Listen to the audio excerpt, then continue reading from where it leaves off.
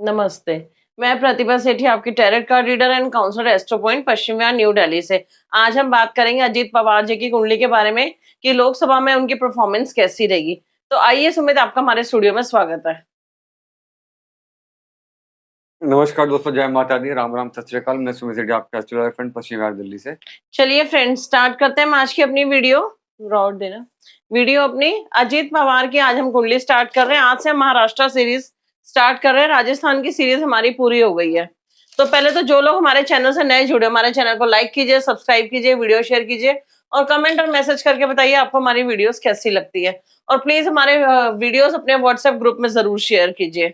और जिन लोगों ने चैनल सब्सक्राइब ना किया, जल्दी से कर दीजिए। बेल आइकन का बटन जरूर प्रेस कीजिए ताकि जैसे ही वीडियोस अपलोड हो आपको नोटिफिकेशन आ जाए।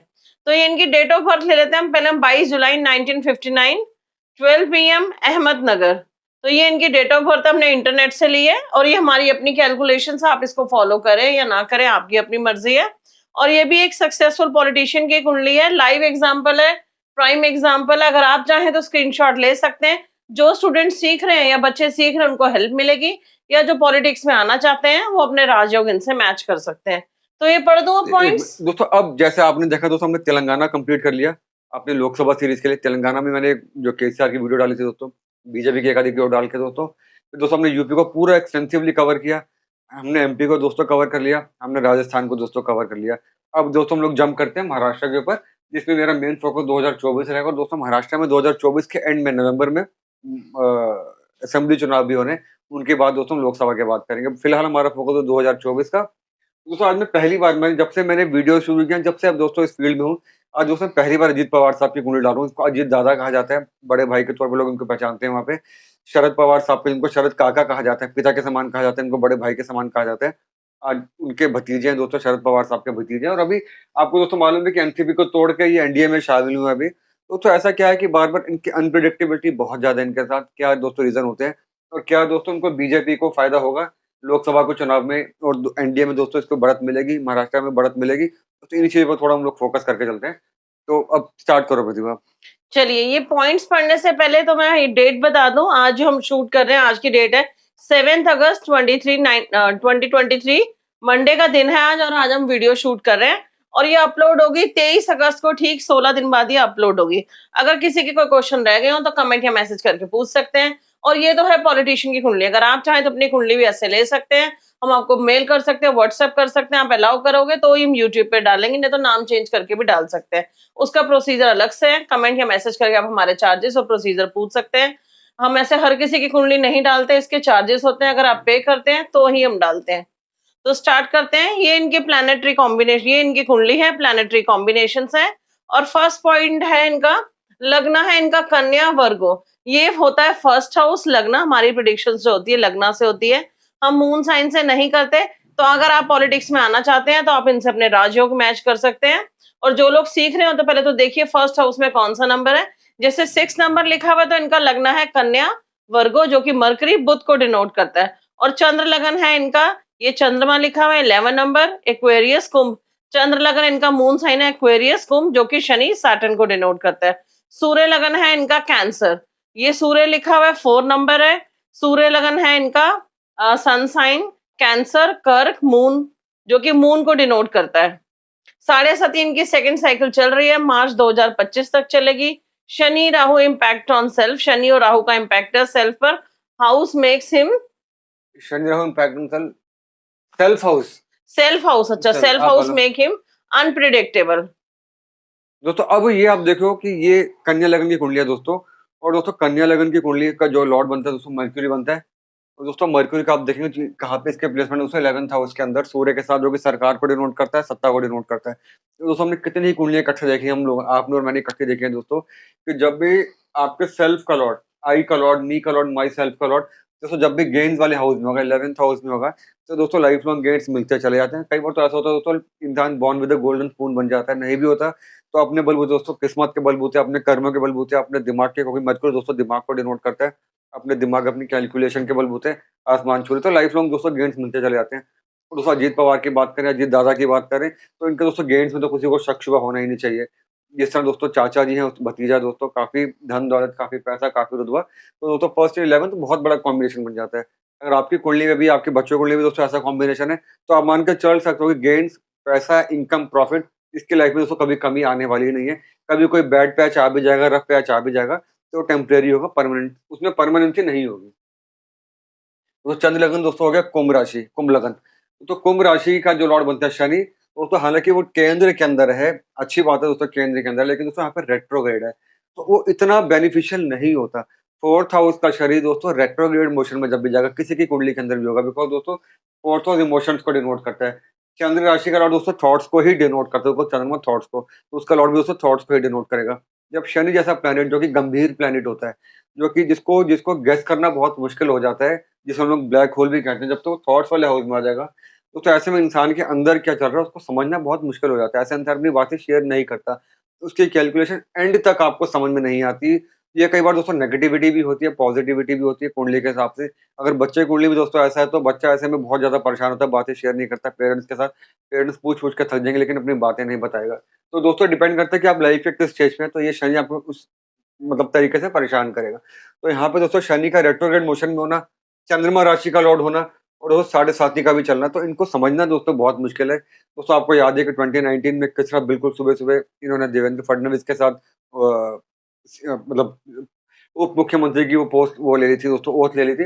हालाँकि वो 2 दिन सरकार टिकी, सरकार टूट गई, उसके बाद अब फिर उन्होंने सरकार को तोड़ा, एनसीपी को तोड़ा, अब एनडीए के साथ आ गए। तो ये जो थॉट्स वाला प्रोसेस है दोस्तों, ये बड़ा मुश्किल हो जाता है समझना। तो फिर आगे हमारा सूर्य लगन, तीसरा लगन दोस्तों हो गया कर्क।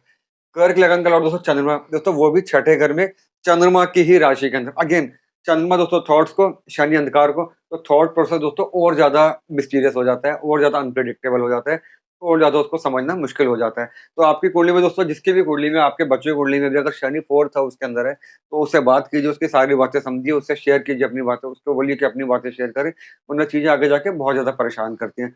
और अगर बच्चा नहीं समझता, दशा भी नेगेटिव आ जाएगी, तो कई बार साइकियाट्रिस्ट से मिलना पड़ता है, काउंसलिंग लेनी पड़ जाती है बच्चों की। तो अब ये देखिए, क्योंकि तो शनि 4th हाउस में इमोशंस या थॉट्स को पहले ही बिल्कुल मिस्टीरियस बना के चल रहे हैं। दोस्तों एक इसका इम्पैक्ट गया, 10th इम्पैक्ट गया इसका दोस्तों सेल्फ वाले हाउस पे। देखिए 1, 2, 3, 4, 5, 6, 7, 8, 9, 10। दोस्तों 10th एस्पेक्ट गया इसका सेल्फ हाउस पे, जहाँ पे दोस्तों राहु ऑलरेडी प्लेस्ड है, जो कि अनप्रेडिक्टेबल बनाता है, फ्लिकरी बनाता है। दोस्तों पहला घर ब्रेन को डिनोट करता है, माइंड को डिनोट करता है। इसमें आगे दोस्तों बुध की राशि, जो कि होता ही ब्रेन के लिए। तो दोस्तों कन्या लगन वालों के लिए हमेशा इर्रिस्पेक्टिव आपकी कुंडली है, मेरी कुंडली है, अजीत दादा की कुंडली है, तो जिनका भी दोस्तों फर्स्ट हाउस में मरक्युरी की राशि होगी, उनका फर्स्ट हाउस हमेशा ब्रेन को 100% डिनोट करेगा ही करेगा। और जब राहु अगर फर्स्ट हाउस में होगा दोस्तों, तो ब्रेन को बहुत ज़्यादा अनप्रेडिक्टेबल करता है, आपके माइंड को बहुत ज़्यादा फ्लिकरी कर देता है। और दोस्तों जब शनि यहाँ पे मिल जाएगा, तो उसमें मिस्टीरियसनेस ज़्यादा आ जाएगी, उसमें अनप्रेडिक्टेबिलिटी ज़्यादा आ जाएगी, तो उसको समझना बड़ा मुश्किल हो जाएगा दोस्तों। तो अगर आपकी कुंडली में, आपके बच्चों की कुंडली में, आपके जान-पहचान की कुंडली में कुछ ऐसे कॉम्बिनेशन है, तो उनका थॉट प्रोसेस दोस्तों, उन पे विश्वास करिए आप, लेकिन उनसे पूरी बात करके एंड तक जब तक उनकी बात सामने ना आ जाएगी, तो आप उनको समझना आपके लिए बड़ा मुश्किल हो जाएगा।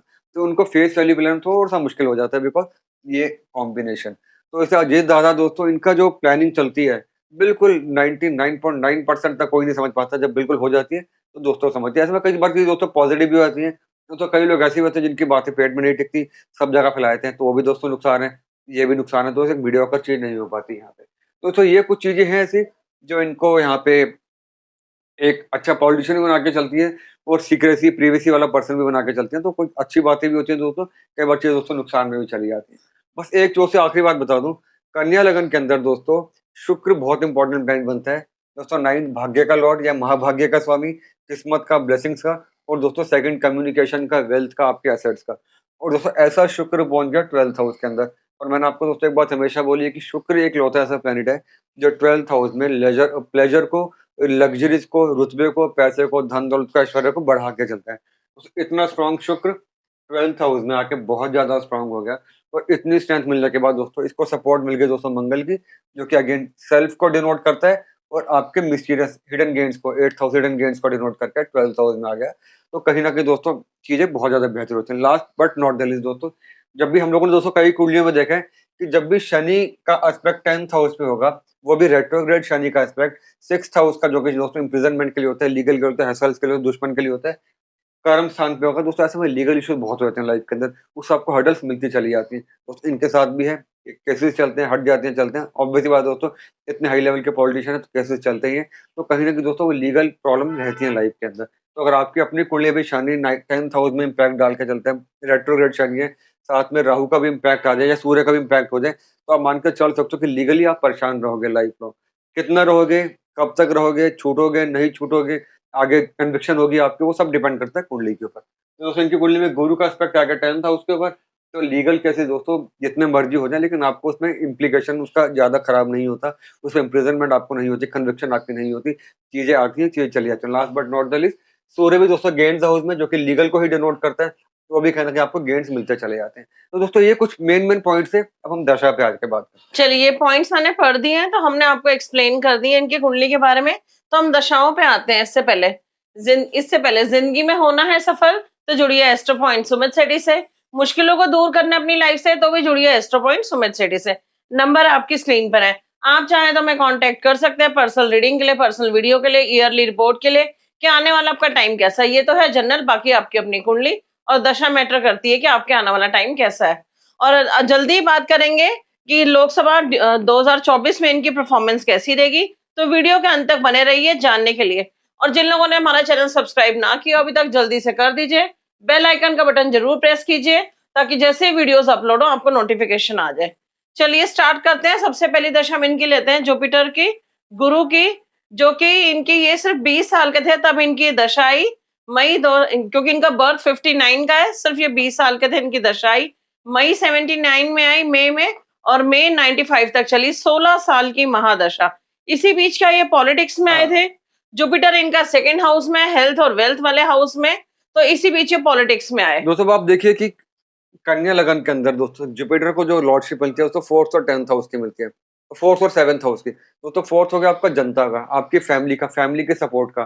तो 7th हाउस आपकी वाइफ का होगा, आपके पार्टनर का और आपके प्रोफेशन का होगा। दोस्तों इसी टाइम पे दोस्तों ये इनका यहाँ पे आना, पॉलिटिक्स में आना, सत्ता वाली मतलब फील्ड के अंदर आना, जनता वाली फील्ड में आना, पब्लिक लाइफ में दोस्तों समझ में आ जाता है यहाँ से।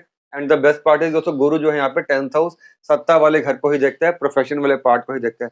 दोस्तों गुरु ना के प्रोफेशनल है कि इनको एक प्लेसमेंट दे दी, स्ट्रेंथ दे दी प्रोफेशनली। और सबसे बड़ी बात क्या दोस्तों, यहाँ पे जुपिटर जो है वो शुक्र की राशि में है, जो कि यहाँ पे मैंने आपको बताया कि 9th का भी लॉर्ड है और 2nd का भी लॉर्ड है।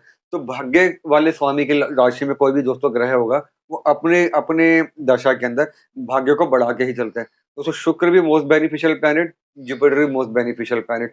तो अगर इनमें से कोई एक दूसरे की राशि में होंगे, तो अपनी दशाओं में या दूसरे वाले की दशा में अच्छा ही काम करके जाएंगे। तो दोस्तों गुरु ने यहाँ पे कहीं ना कहीं शुक्र वाला ही काम किया, भाग्य ने साथ दिया दोस्तों। इनके जो हैं चाचा जी शरद पवार साहब, बहुत तब तक तो अपना नाम बहुत कमा चुके थे, तब जैसे ही वो दोस्तों उनकी वजह से ये भी आए, तो उसके बाद दोस्तों उन्होंने पीछे मुड़ के देखा ही नहीं कभी भी। तो ये गुरु की दशा दोस्तों कन्या लगन वालों के लिए तकरीबन अच्छी ही रहती है, कभी खराब जाती नहीं है लगभग।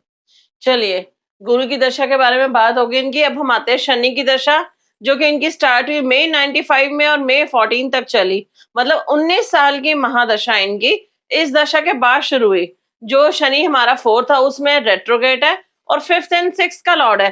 तो ये दशा इनके लिए कैसी गई, रेट्रोगेट शनि की दशा? दोस्तों ऑब्वियस सी बात है कि शनि यहाँ पे भाग्य का भी स्वामी है, त्रिकोण केंद्र का यहाँ पे स्वामी बन जाता है, त्रिकोण केंद्र का कॉम्बिनेशन बनता है, तो अच्छा होता है, राजयोग भी मिलता है, धन योग भी होता है। और दोस्तों ये दशा नॉर्मल थी, ठीक से जो थे पॉलिटिशियन जीतते लगातार जीतते चले गए, तरक्की भी करी, खूब नाम शोहरत कमाई। बट यहाँ पे दोस्तों क्योंकि शनि को डबल डबल जो लॉर्डशिप मिलती है ना दोस्तों, 5th हाउस की लॉर्डशिप बहुत शानदार हो जाती है और 6th हाउस की लॉर्डशिप दोस्तों बहुत नेगेटिव हो जाती है, जहाँ पे उसकी मूल त्रिकोण राशि भी है।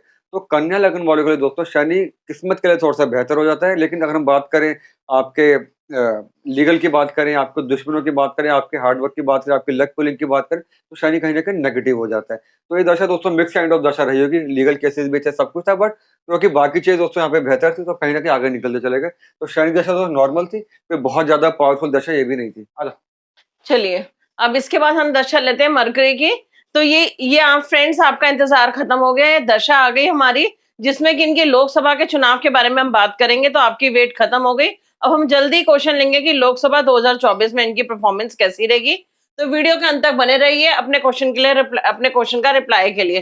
तो बुध की दशा इनकी स्टार्ट हुई इस दशा के बाद 14 मई 2014 को, और 15 मई 2031 तक अभी चलेगी, 17 साल की महादशा, जो कि बुध इनका 11th हाउस में, गेंस वाले हाउस में है। तो ये दशा तो इनके लिए अच्छी रहनी चाहिए। और 10th एंड 1st का लॉर्ड है, तो ये दशा तो इनके लिए बहुत अच्छी रहनी चाहिए। इस दशा को भी पढ़ दो या हाँ नहीं? ये दशा पढ़ दो आप। ये इनके करंट दशा है मरकरी एंड मंगल। बुध इनका यही 11th में है और मंगल 12th में है, जो कि 13/11/2022 को लास्ट ईयर स्टार्ट हुआ था और 10/11/2023 तक चलेगी। 1 साल की अंतर्दशा इनकी करंट दशा। तो ये दशा इनके लिए कैसी रहेगी? दोस्तों अब देखिए कि कन्या लगन के अंदर या दोस्तों किसी भी लगन के अंदर, मैंने आपको कई बार बताया कि जब जो लगन का जो लॉर्ड होता है, मीन जो सेल्फ का जो लॉर्ड होता है, आई का जो लॉर्ड होता है, मी का माई सेल्फ का जो लॉर्ड होता है दोस्तों, मेरा जो लॉर्ड होता है मीन्स माई का लॉर्ड होता है, उसकी अगर दशा आ जाए अपने प्राइम टाइम पे तो और वो हल्का सा भी वेल प्लेस होगा दोस्तों, लाइफ में ऊंचाइयां हासिल हो जाती है। दोस्तों अब देखिए जैसे मर्क्यूरी जो कि यहाँ पे माई सेल्फ को डिनोट करके चलते हैं, उसकी दशा दोस्तों 2031 तक चलेगी। दोस्तों मेन जो इनकी फिर तरक्की होनी शुरू दोस्तों 2014 से ही स्टार्ट हुई, 2015 2014 से ही स्टार्ट हुई। जब 2019 में दोस्तों एमवीए की फॉर्मेशन हुई तो ये उप मुख्यमंत्री बने। दोस्तों अब फिर यहाँ पे आए हैं जब एनडीए के साथ, तो फिर से वो उप मुख्यमंत्री बन गए, तो उनका रुतबा, इनका कद बहुत ज्यादा बढ़ गया। अपने साथ दोस्तों कई एमएलए को लेकर आए अपने साथ, उनका जो रुतबा दोस्तों आज की डेट में एनसीबी के अंदर बहुत ज्यादा बढ़ चुका है। तो ये बड़े पावरफुल होकर निकले हैं दोस्तों। तो ये दोस्तों जब दशा आती है, खासकर मी माई सेल्फ की दशा आती है दोस्तों, चीजें बहुत पावरफुल हो जाती है। तो दोस्तों अब की हम बात करें, नवंबर 2022 में जब दशा शुरू हुई थी ये वाली, और नवंबर 2023 तक चलेगी दोस्तों। इसी के बीच में अगर आप देखेंगे दोस्तों, मंगल यहाँ पे अगर आप नोटिस करेंगे 8th का लॉर्ड है, हिडन गेन्स का, नेगेटिव हाउस का लॉर्ड है, थर्ड हाउस भी दोस्तों नेगेटिव हो गया। नेगेटिव नेगेटिव का लॉर्ड दोस्तों आ गया आपके 12th हाउस में, बिल्कुल नेगेटिव हाउस के अंदर। तो नेगेटिव का लॉर्ड इन नेगेटिव हाउस दोस्तों आपको देता है विपरीत राजयोग। विपरीत राजयोग मिल गया तो हिडन गेट्स मिल गए, सेल्फ को यहाँ पावर मिल गई, और दोस्तों साथ में शुक्र आ गया, तो सेल्फ को यहाँ पे दोस्तों रुतबा भी मिल गया, और कहीं ना कहीं आपको पावर बहुत ज्यादा मिल गई, आपको कहीं ना कहीं लग्जरीज बहुत ज्यादा मिल गई, और दोस्तों वो मिली आपको सत्ता के रूप में, यानी कि उप मुख्यमंत्री की सीट पे। तो ये दशा ने इनका कमाल करा। 10 नवंबर 2023 तक दोस्तों दशा चलने वाली है वाली। अभी हो गया दोस्तों करीब 10 सितंबर आने वाला है, तो लगभग 2 महीने की दोस्तों दशा और बची है, 2.25 महीने की। ठीक है दोस्तों, तब तक ठीक ठाक रहने वाला, कोई दिक्कत नहीं आएगी। अब दोस्तों मेन क्वेश्चन ये आता है कि इनको एनडीए में लाने से कई पॉलिटिकल पंडित दोस्तों अपनी अपनी बातें कह रहे हैं कि इनको बेनिफिट मिलेगा, बीजेपी को नहीं मिलेगा। तो दोस्तों एस्ट्रोलॉजिकली मुझे ऐसा क्या लगता है कि बीजेपी को या एनडीए को बेनिफिट होगा या नहीं होगा, वो हम जब ये दशा पढ़ते थे मैं बात करता हूँ। लेकिन दोस्तों अब ये बस आप मान के चल सकते हो कि मंगल के दशा में दोस्तों हिडन गेन्स, अनएक्सपेक्टेड गेन्स दोस्तों होने लाजमी थे, क्योंकि यहाँ पे मंगल और शुक्र, यानी कि मंगल और बुध की दशा जहाँ पे चली, तो उन्हें अनएक्सपेक्टेड गेन्स दिए। आ जाओ जी। चलिए अब हम इस दशा को और छोटा कर लेते हैं, प्रत्यंतर दशा पे आ जाते हैं इसकी। मरकरी और राहु। नहीं, प्रत्यंतर की दशा नहीं है, ये अब राहु की अगली दशा आ गई है। अच्छा, राहु अंतरदशा है इसकी, दूसरी अंतरदशा मरकरी और राहु। बुध यहाँ पे हमारा 11th में है वही, और राहु कहाँ पे है? राहु फर्स्ट हाउस में है। तो मतलब 11th और फर्स्ट की दशा कैसी रहेगी, जो कि 10th नवंबर 23 में स्टार्ट होगी इस दशा के बाद, और 30 मई 2026 तक चलेगी, ऑलमोस्ट 6 महीने की दशा। 6 महीने की दशा नहीं है, 3 साल की दशा। हाँ, 3 साल की दशा है। तो 3 साल की दशा है, और ये भी पढ़ूं या नहीं? हाँ हाँ पढ़। और इस दशा को हम और छोटा कर लेते हैं, अंतरदशा को, ये अंतरदशा, इसको प्रत्यंतर दशा। इसको हम और छोटा कर लेते हैं। मरकरी राहु राहु 10 नवंबर 2023 को स्टार्ट होगी और 29 मार्च 2024 तक चलेगी, ऑलमोस्ट 4 महीने की दशा, 5 महीने की। और इसी बीच हमारे लोकसभा के चुनाव है। तो ये दशा इनके लिए कैसी रहेगी? 11th एंड फर्स्ट की दशा। राहु फर्स्ट हाउस का क्या ठीक होता है? कंफ्यूजन नहीं देता? हाँ बहुत ज्यादा दोस्तों। अब आ गई ये दशा दोस्तों, मैंने आपको बताया कि नवंबर 2023 तक दशा का टाइम ठीक है, मंगल है यहाँ पे, तो बहुत ज्यादा उथल पुथल हो जाए दोस्तों तो नजर नहीं आता कि कुछ और ज्यादा अनएक्सपेक्टेड चीज हो जाए, फिलहाल के लिए नजर नहीं आता। हालांकि दोस्तों मरकुरी है, मरकुरी कुछ ना कुछ चीजें कराता है, बट उसमें कोई बहुत ज्यादा उथल पुथल नजर नहीं आती है दोस्तों। अब आती है मेन बात यहाँ पे, तो इसमें इनकी पोजीशन और मजबूत हो जाए तो कोई हैरानी वाली बात नहीं होगी, बिकॉज 8th का लॉर्ड है यहाँ पे। इनका रुतबा, इनका कद और बढ़ जाए, चाहे एनडीए के अंदर कद कद बढ़े या वैसे बढ़े, तो अभी कुछ पॉजिटिविटी है। तो अब समस्या समस्या क्या कहते हैं दोस्तों, अब जो प्रॉब्लम आती है वो राहु की दशा में आती है। दोस्तों मैंने आपको बताया कि मरक्यूरी की फर्स्ट हाउस में है राहु, ब्रेन वाले हाउस में, मरक्यूरी के ही साइन में है ब्रेन वाले हाउस के अंदर, तो उसके साथ में अब तो मरक्यूरी की दशा में भी राहु आ गया, तो 3-3 बार का मरक्यूरी, यानी कि 3-3 बार का ब्रेन, 3-3 बार का माइंड, और राहु की कहीं ना कहीं दोस्तों अनएक्सपेक्टेडनेस, जो फ्लिकरी माइंड जो होता है दोस्तों, अनस्टेबल माइंड जो होता है, अनस्टेबल डिसीजन, कंफ्यूजन दोस्तों। अब यहाँ पे दोस्तों जो प्रॉब्लम आती है 10 नवंबर 2023 से लेकर 30 मई 2026, ये तो दोस्तों अब चलो बहुत दूर हो गया, हम लोकसभा तक फोकस कर लेते हैं, मरकरी और डबल राहु। तो यहाँ पे मुझे ऐसा लगता है कि नवंबर के बाद फिर से कोई खेला ना हो जाए, फिर से कोई ऐसी मतलब ये इनका कोई डिसीजन ऐसा ना आ जाए जो एनडीए के लिए भी परेशानी पैदा करे, इनके खुद के लिए परेशानी पैदा करे। और अगर कोई मुझसे ये पूछ के चलता है कि दोस्तों लोकसभा में इनको लेने का एनडीए को फायदा होगा नहीं होगा, दोस्तों मुझे नहीं लगता कि बहुत ज़्यादा बेनिफिट एनडीए को मिलने वाला है अजीत पवार के साथ आने से।